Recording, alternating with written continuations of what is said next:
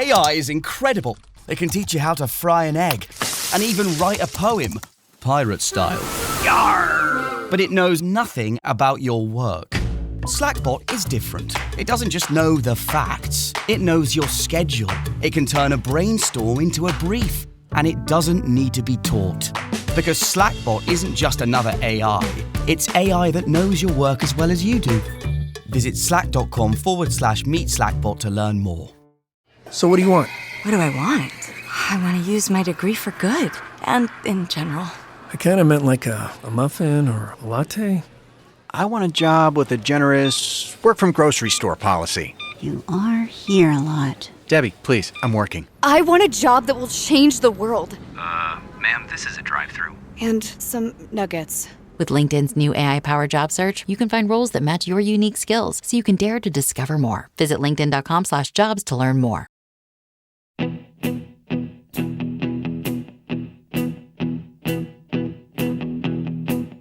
When I wake up, well, I know I'm gonna be the man who wakes up next to you. When I go out, yeah, I know I'm gonna be the man who goes along with you. If I get drunk. What's going on, Sugar Nation? Welcome back to another episode of the podcast. We've got some softball just over a week away from the start of the 2026 softball season. We've got some kind of my final thoughts on the transfer portal. And unfortunately, man, we still got to talk basketball. Things just keep getting worse for this Oklahoma basketball team. I'm at a loss. If you saw that game Saturday, you're probably just as mystified as I am. So we got to talk about that. But let's start with softball because, man, it's at Oklahoma, the conversation, when you're talking about softball, it never really resets. It just evolves. Most programs spend entire seasons trying to reach relevance. Oklahoma spends every season trying to sustain relevance.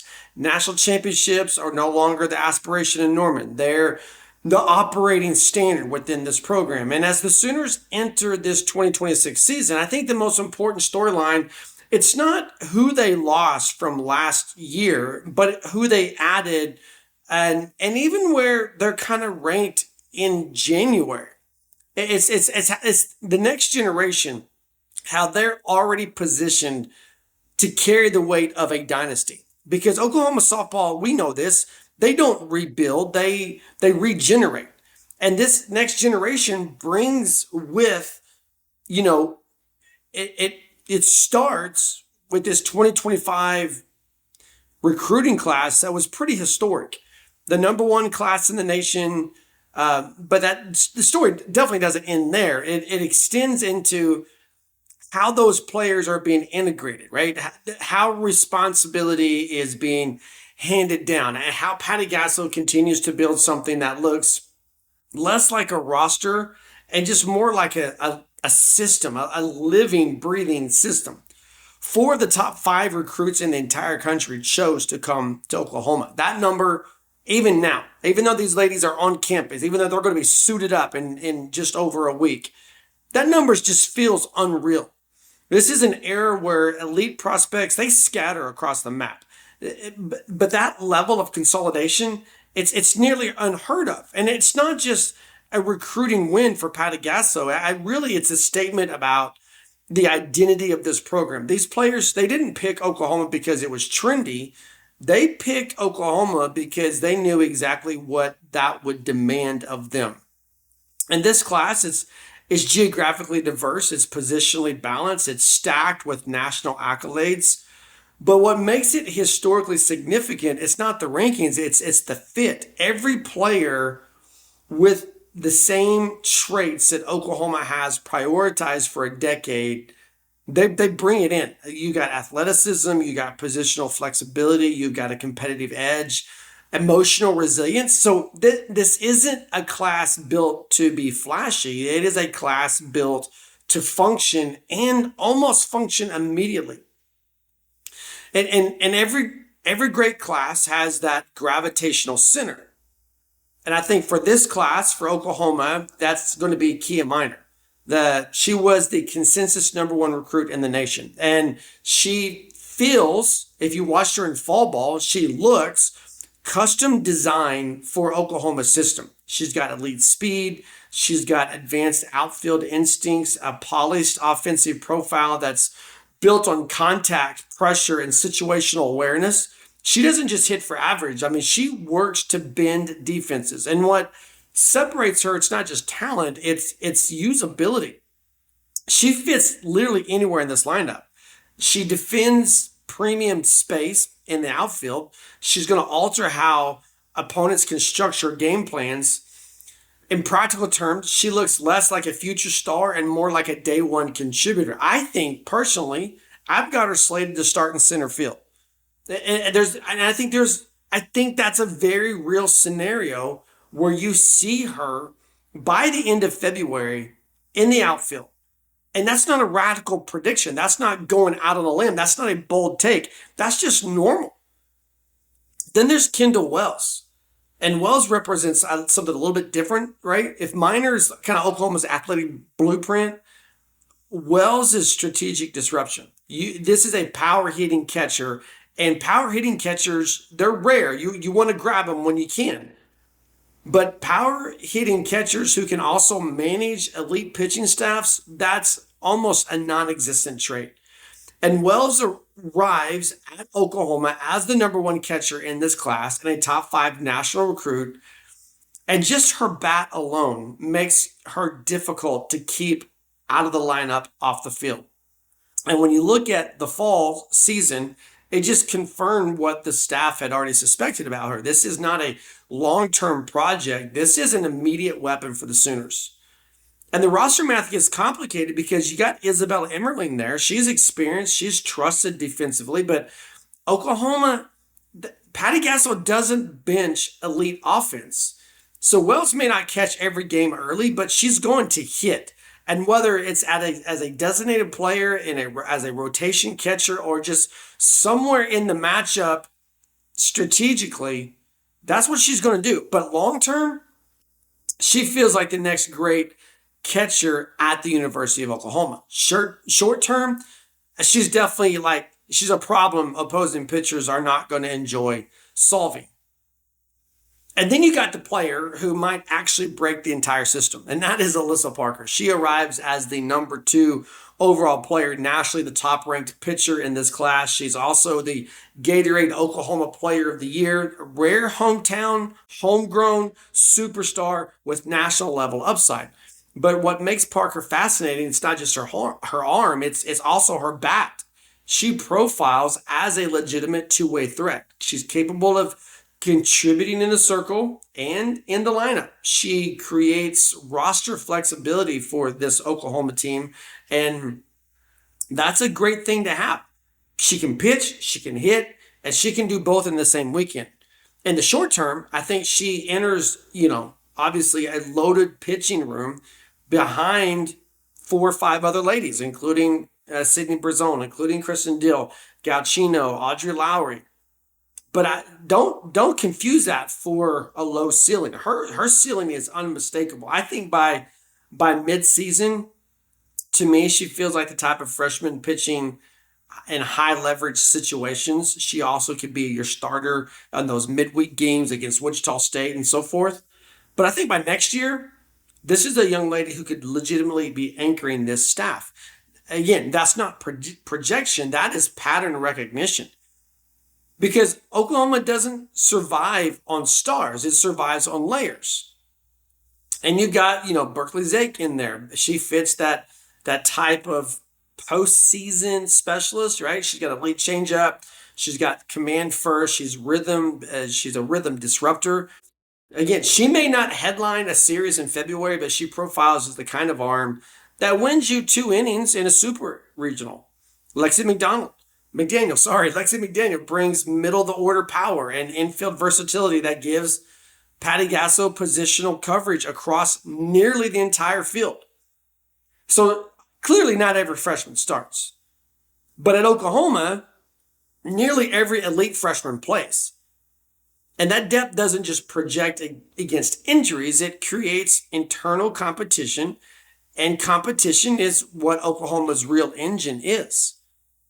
And you look at, it's a good question that somebody asked me recently on social media. Why do freshmen thrive at Oklahoma when they struggle at other places? And I think the answer has very little to do with talent, and I think everything to do with structure. Patty Gasso, she doesn't shelter stars. She empowers them. She's never believed in delaying readiness. If a player earns it, she plays. Age is irrelevant to Patty Gasso. What matters is emotional control, defensive reliability, and the ability to fail without fracturing. In Gasso's track record with freshmen, it's unmatched because she understands something that most coaches don't. Pressure can't be removed, so therefore it has to be normalized. And that's why Oklahoma freshmen rarely look overwhelmed. They're not micromanaged, they're just trusted. And that trust is rooted in culture. Talent brings players to Oklahoma. Culture is what keeps them evolving. And Gasso's philosophy has always been kind of holistic. What she famously calls the, turning girls into women. She has one-on-one meals with these players. They're not about softball. They're about their identity. They're about confidence. They're about emotional grounding. And players describe Patty Gasso as a person who loves them unconditionally, whether they go 4 for 4 or whether they strike out 3 times. That emotional security, what it does is it creates a freedom. And this freedom creates performance. You've got team bonding that goes deeper than chemistry drills. You've got players who share personal stories and histories. They become vulnerable to one another. That's important stuff. What that does is that builds family. And family's everything for Patty Gasso. Family's everything for this team. They read books together. They participate in voluntary Bible studies. They sit in structured group conversations. Why? Because Gasso believes that teams that trust each other as people compete harder for one another as athletes. And despite all the championships, humility is still non-negotiable within this program. She's got the blue collar day where players clean the facilities instead of practicing. That's not punishment, it's collaboration. A reminder that no one is above doing work. And that's the type of mindset that traces back to 6-mile runs in her early coaching days, not for conditioning, but for mental endurance. So that lesson of the running is never about lungs. It was about resilience. At Oklahoma, effort is mandatory. Reputation is meaningless. Every player, All-American or walk-on, they are expected to grind. And that's why entitlement, it doesn't survive in Norman. It doesn't hang around. It transfers away. I'm not going to mention some names, but you know what I'm talking about. Even in this portal era, right? Patty Gasso refuses to panic. She calls unnecessary transfers progress stoppers. Players who block elite young talent without raising the program ceiling. And that's why Oklahoma only added 2 portal pitchers in 2025. They could have done more. This is Patty Gasso. She could have got almost anybody she wanted, but she didn't need it. She didn't want it. Instead, she showed restraint and she showed strategy. So she recruits the prep level to develop, not to do patchwork. And I think that's the real reason Oklahoma keeps winning. Their dominance, it's not built on cycles. It's built on continuity.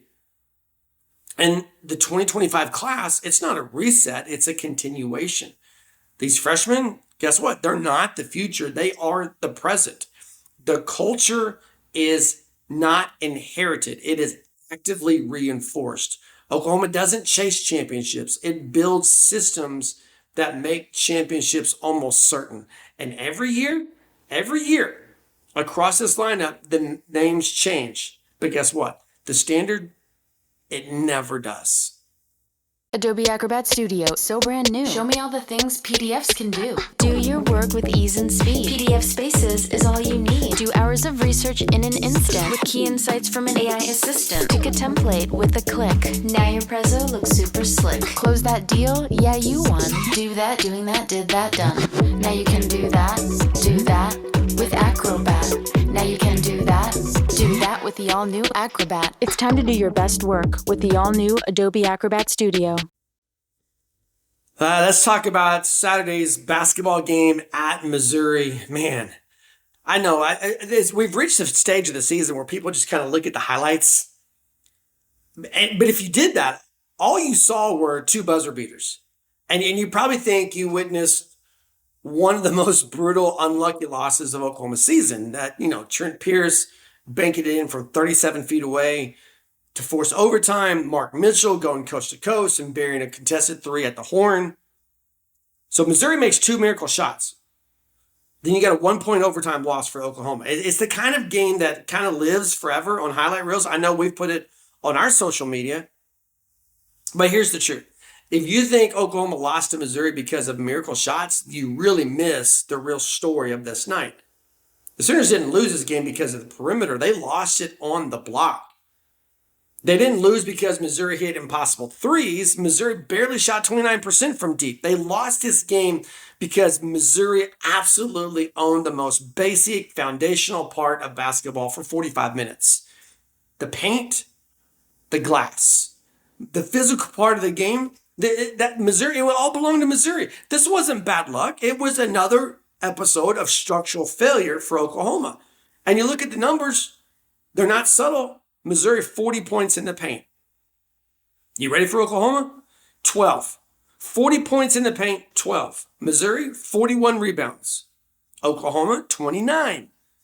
Missouri, are you ready for this one? 17 offensive rebounds. Oklahoma, 5. So second chance points, Missouri had a 19-3 edge. So that's not a 1 point loss. That's a 28 point problem disguised as a dramatic ending. You don't get outscored by 28 in the paint and then, quote, almost win. You get dominated and survive long enough for the basketball gods to make it entertaining. And that's what happened here. And here's the wild part. Oklahoma actually played good basketball on the perimeter. Nigel Pack finally broke out again, 25 points, 5 3-point shots. Xavier Brown, composed, efficient, almost the hero. Tay Davis hit some clutch free throws. The Sooners shot 48% from the field in this game. They doubled Missouri and made 3-point shots. So in modern college basketball, that's usually enough to steal a game on the road. But we're talking about Oklahoma. And the Sooners had no interior offense, no post presence, no second chance safety net. Every possession had to be perfect because there was zero margin here. And when you live like that, when your entire offense is jump shots, overtime kind of becomes a death sentence because you have tired legs. They flatten out shots because of chaos. It increases. Randomness takes over. And when that happens, the team with size always wins. But the moment that told you the real story in this game, it wasn't either one of the buzzer beaters. It was Mohamed Wagui's box score. This is the guy that Porter Moser trusts the most inside. This is the guy who was the centerpiece for Oklahoma's offense in the paint, defense in the paint. Mohamed Wagui posted 0 points, 0 rebounds, 14 minutes of playing time.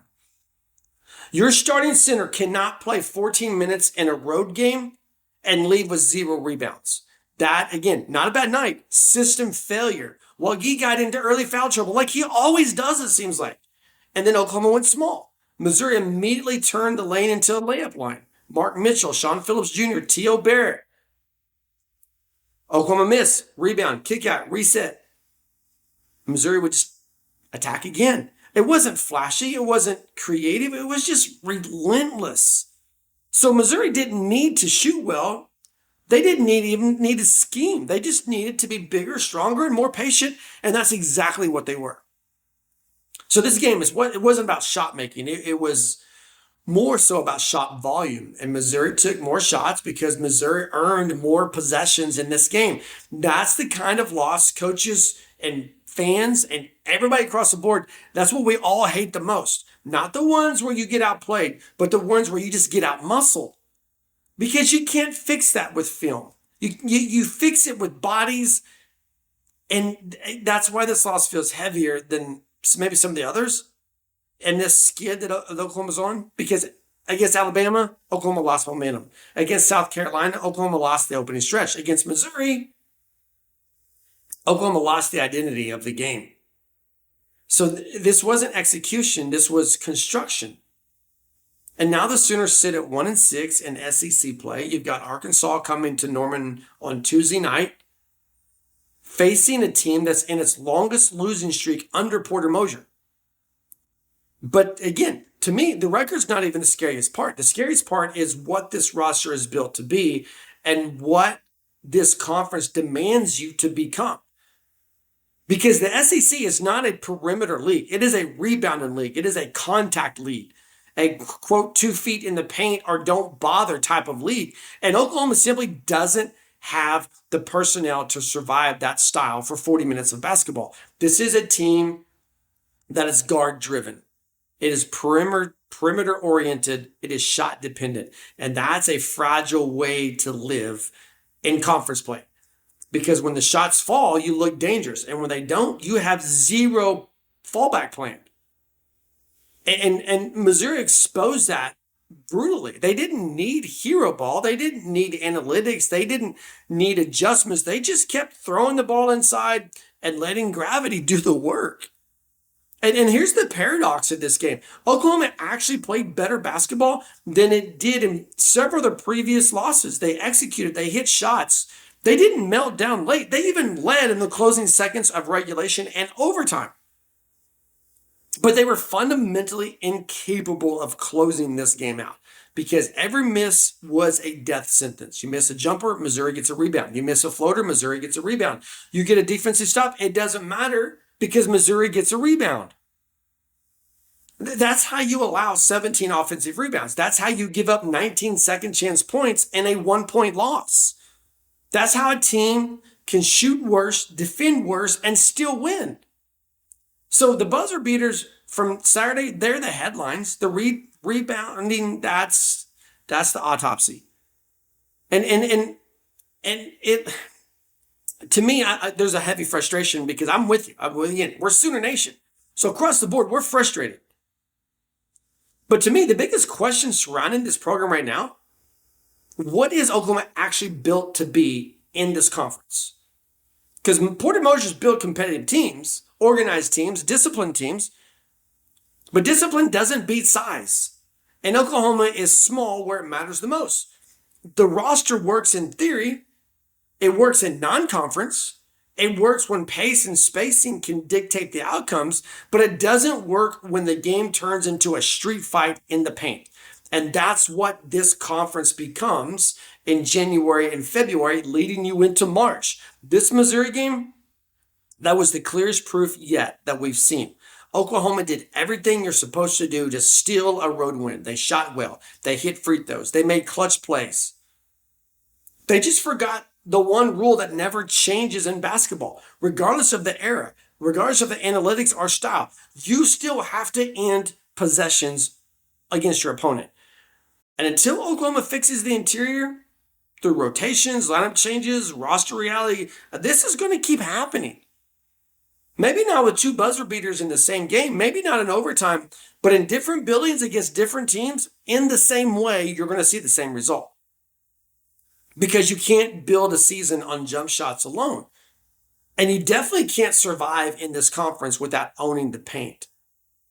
So no, Missouri didn't steal this game. They just took it 1 rebound at a time. New Year, same extra value meals at McDonald's. So now get 2 snack wraps, plus fries, and a medium soft drink for just $8. For limited time only. Prices and participation may vary. Prices may be higher in Hawaii, Alaska, and California, and for delivery. Every sip of Coca-Cola brings you closer to the excitement of the FIFA World Cup 26.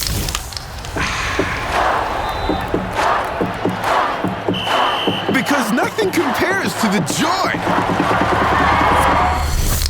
So grab a Coke and drink in the FIFA World Cup 26. No purchase necessary. 13 plus in 50 U.S. states and D.C. with a web-enabled device. Ends March 1st with 8 entry periods. Rules at cokeurl.com/soccer rules. Okay, so let's end this episode of the Sooner Nation podcast with the part that you really want to talk about. Oklahoma football, my final thoughts on the transfer portal. Before we go there, again, this is the part where I get to say thank you. Thank you for listening. Thank you for the downloads. Thank you for the subscriptions, the likes, all that you do. Thank you. If you're not subscribed on Facebook or YouTube or wherever you're catching us, could you do that for us? It really helps us with our brand. It helps us promote. You might want to check out our Facebook. One of these days, I'm going to tell you, we hit 17,000. We're so close, 16,800 and change. That's how many followers we have on Facebook. We've launched subscriber content there that goes a little bit deeper, some analytical things, some advanced metrics with football. We've got some recruiting updates there. Transfer portal was there. Right now, the big thing is softball preview, as it should be. It's all there, $4.99 a month, and would love to see you jump in on that community with our more in-depth subscriber content. So, football transfer portal. Here's the thing. I don't know that Oklahoma's completely done in the portal, but classes are going to get started here this coming week, and pretty much what's there is there. And when you think about it, here's the thing, because this isn't scary. This isn't frustrating. I think this should be exciting. I think this is the kind of thing that should make you sit and mark every day of the calendar until we get to see this team take the field in September. This should grow your anticipation for 2026. Understand that Oklahoma just made the college football playoff. And then the roster, they just tore it apart anyway. And historically, that's not really how elite programs behave. Playoff teams, they usually tweak. They retain, they reload carefully. They don't perform open heart surgery on the roster, but the transfer portal has always rewritten the rules of college football. And as it's closed, as Oklahoma begins to start looking now at spring, the Sooners become living proof that even success no longer guarantees stability. Now, they came out of 2025 with the playoff berth. National relevance, easy for you to say, national relevance restored, a real momentum under Brent Venables. But beneath that success was a roster that was stretched thin by injuries, youth, and offensive fragility. So when the portal opened, Oklahoma didn't dip a toe in. They dove in head first. You got 15 transfers coming in. You got 29 players going out. That's not roster churn. That is roster surgery. And the important part is, for the most part, it was intentional. So this wasn't panic. This was diagnosis, because the truth is this. The 2025 season revealed something that Oklahoma couldn't ignore. The offense worked, but it was fragile. When protection broke down, everything collapsed. When receivers couldn't separate, the passing game stalled. And when the run game disappeared, as it so often did, there was no counterpunch. So Brent Venables, Ben Arbuckle, they didn't just adjust schemes. They rebuilt the personnel.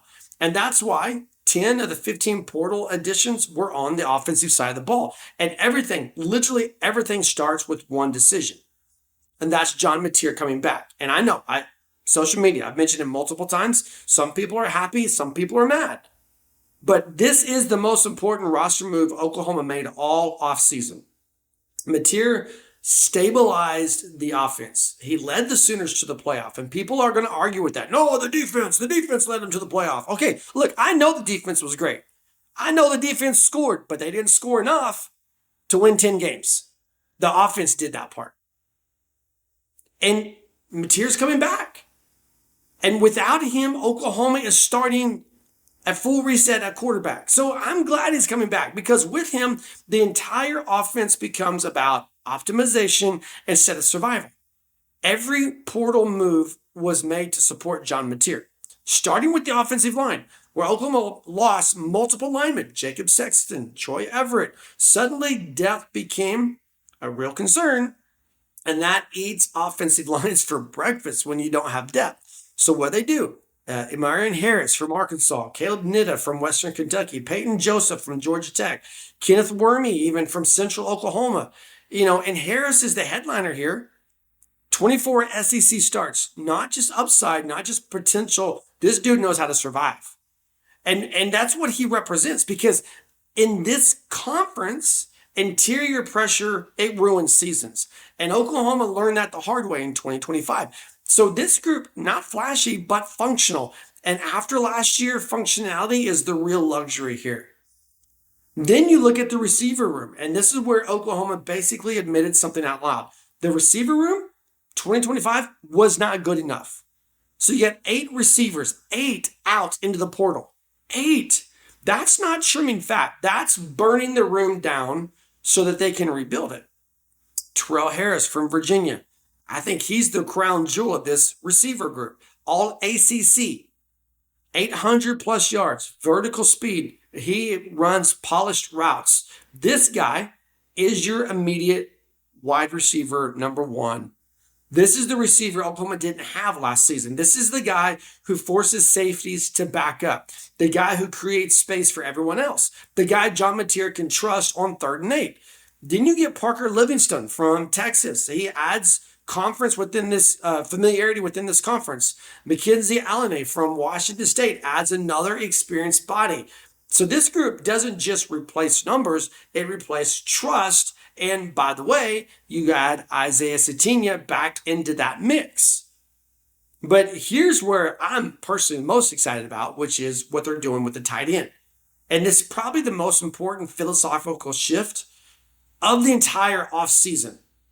Because Jason Witten doesn't join your staff so that you can run 5 wide sets. He joins your staff so that you can make the tight end position violent once again. So what the Sooners do, they went out and they got size.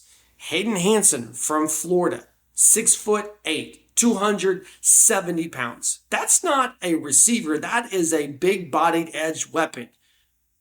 Now, he's not going to lead the team in catches, but he's going to change what Oklahoma can do in protection. He's going to change what they can do in short yardage. He's going to change what they can do in the red zone.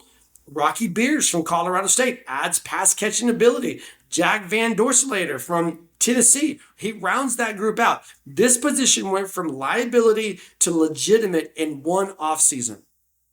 And that matters, I think, way more than people realize, because we love Jaren Kanak. Most receiving yards by a tight end since Mark Andrews. But here's the problem. 0 touchdowns from the tight end. Jaren Kanak, I love the story. You love the story. We love the character. We love the personality. Wish him nothing but the best. Hope he makes an NFL roster. I think he should. But the tight end position, it was bad. It was non-existent. And this is going to be a completely different animal in 2026. And I think that's what matters. They were heavy on the offensive side, but it doesn't mean they neglected the defensive side. The portal was a little bit quieter there, but it was targeted. Cole Sullivan from Michigan, he's your crown jewel defensively. Linebacker, 44 tackles, 3 interceptions. He steps in